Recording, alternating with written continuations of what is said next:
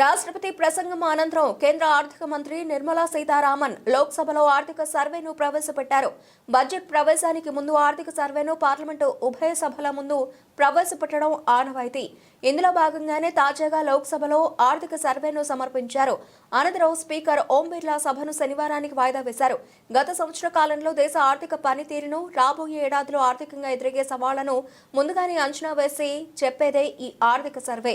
మొదట 1950-51 సంవత్సరం నుంచి ఆర్థిక సర్వేను బడ్జెట్తో పాటే ప్రవేశపెట్టేవారు.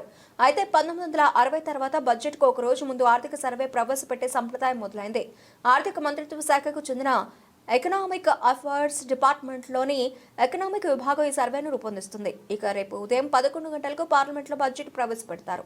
ఈ రోజు నుంచి ఫిబ్రవరి 13 వరకు మొదటి విడత బడ్జెట్ సమావేశాలు, మార్చి 10 నుంచి ఏప్రిల్ 4 వరకు రెండో విడత బడ్జెట్ సెషన్స్ జరగనున్నాయి.